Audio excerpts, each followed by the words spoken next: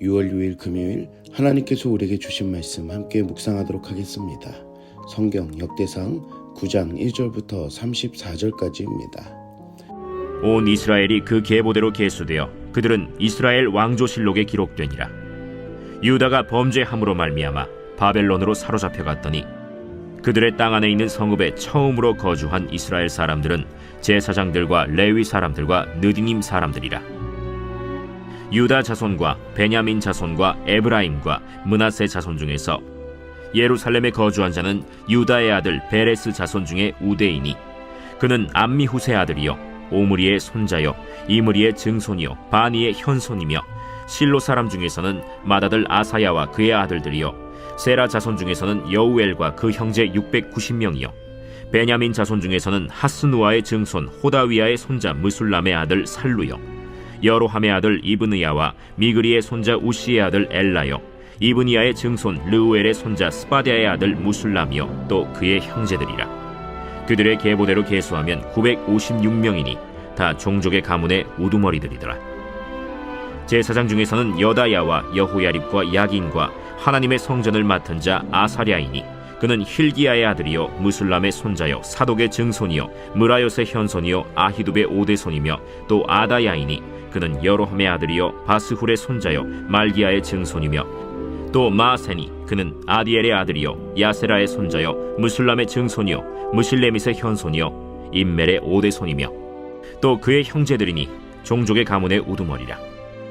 하나님의 성전의 임무를 수행할 힘있는 자는 모두 1760명이더라. 레위 사람 중에서는 무라리 자손 스마야이니 그는 핫수베의 아들이요 아스리감의 손자요 하사베아의 증손이며 또 박박갈과 헤레스와 갈랄과 마따냐이니 그는 미가의 아들이요 시그리의 손자요 아삽의 증손이며 또 오바디아이니 그는 스마야의 아들이요 갈랄의 손자요 여두돈의 증손이며 또 베레게아이니 그는 아사의 아들이요 엘가나의 손자라. 느도바 사람의 마을에 거주하였더라.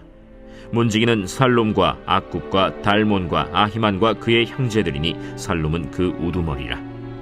이 사람들은 전에 왕의 문 동쪽 곧 레위 자손의 진영의 문지기이며 고라의 증손 에비아삽의 손자 고레의 아들 살룸과 그의 종족 형제 곧 고라의 자손이 수종드는 일을 맡아 성막 문들을 지켰으니 그들의 조상들도 여호와의 진영을 맡고 출입문을 지켰으며 여호와께서 함께 하신 엘르아살의 아들 비느하스가 옛적에 그의 무리를 거느렸고 무셀레미아의 아들 스가랴는 회막 문지기가 되었더라. 택함을 입어 문지기 된 자가 모두 212명이니 이는 그들의 마을에서 그들의 계보대로 계수된 자요 다윗과 선견자 사무엘이 전에 세워서 이 직분을 맡긴 자라.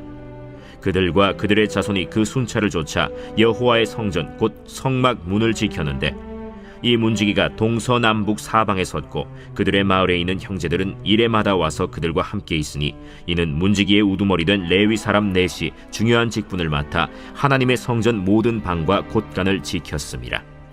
그들은 하나님의 성전을 맡은 직분이 있으므로 성전 주위에서 밤을 지내며 아침마다 문을 여는 책임이 그들에게 있었더라.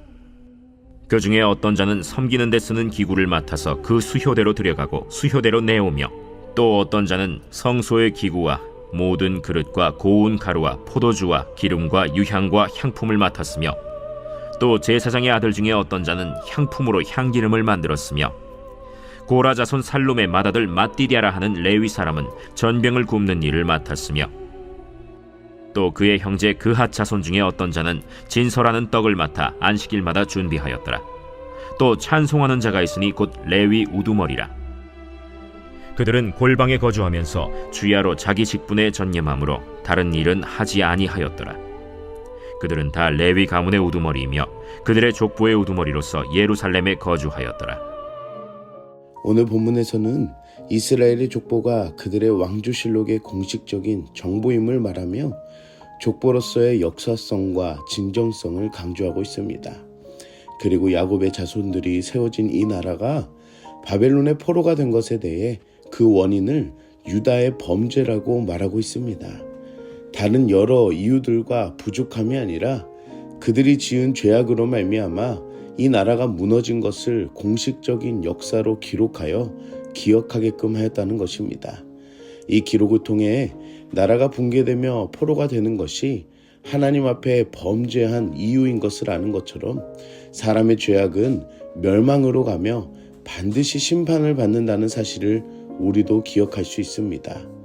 사랑하는 성도 여러분, 우리도 죄악 앞에 항상 깨어 경계하며 살아야 합니다. 죄악으로 말미암아 번복되는 실수를 범하지 않도록 기록된 성경을 통해 하나님만을 바라보는 우리들이 되기를 축복합니다.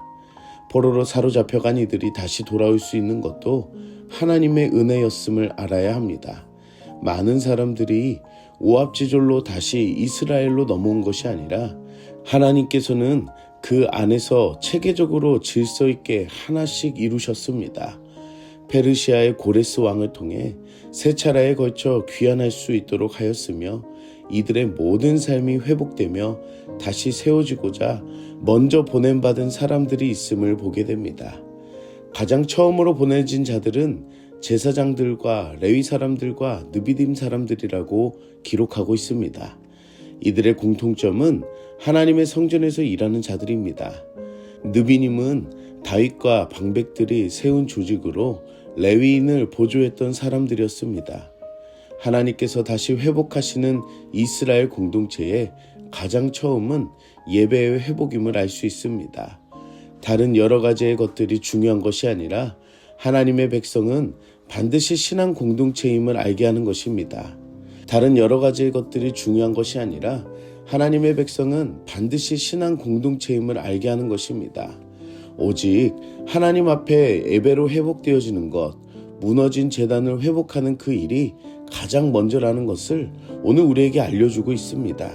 사랑하는 성도 여러분, 하나님께서는 우리의 모든 회복 중에 먼저 원하시는 것은 예배임을 알게 하십니다. 진정한 회복은 영적인 회복입니다. 하나님과의 무너진 관계를 다시 세우고 그 안에서 새롭게 시작하는 여러분들이 되시기를 축복합니다. 본문에서는 하나님께서 보낸 자들의 이름과 일들을 상세히 기록하고 있습니다. 유다와 베냐민 사람들은 예루살렘의 정착을 위해서 제사장과 레위 자손들은 성전과 문지기를 위해서 일하는 것을 볼 수 있습니다.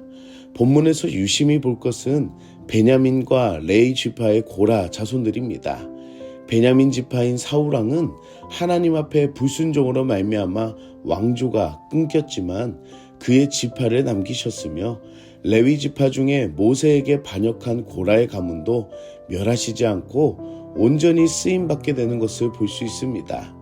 하나님께서는 긍휼히 여기시며 사울의 가문도 고라의 가문도 다시 세우시는 것처럼 우리의 부족함과 연약함에도 하나님께서는 여전히 우리를 사랑하시며 세우신다는 것입니다. 사랑하는 성도 여러분, 나를 구원하시고 사랑하신 그 하나님의 은혜에 감사하며 우리의 부족한 모습에서도 하나님의 자녀로 살아가는 내 삶이 오직 은혜임을 깨닫는 여러분들이 되시기를 축복합니다. 함께 기도하겠습니다. 사랑의 하나님, 오늘도 말씀으로 은혜 주시니 감사합니다. 말씀을 통해 이루어 가시며 회복하시고 세우시는 그 하나님의 일하심이 있음을 알게 하시니 감사합니다. 우리의 온전치 못한 모습을 알게 하시고 깨닫게 하셔서 하나님 앞에 나아가는 회개의 심령이 되게 하여 주시옵소서. 무엇을 먼저 회복해야 하는지를 생각하게 하시고 무너진 하나님과의 관계를 회복하며 영적으로 온전히 세워질 수 있는 은혜를 허락하여 주시옵소서.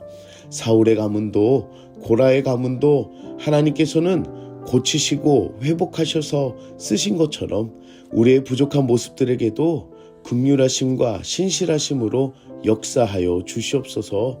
오늘 하루 말씀의 은혜로 감사를 재발견하는 삶이 되길 소망하며 예수님의 이름으로 기도드립니다. 아멘.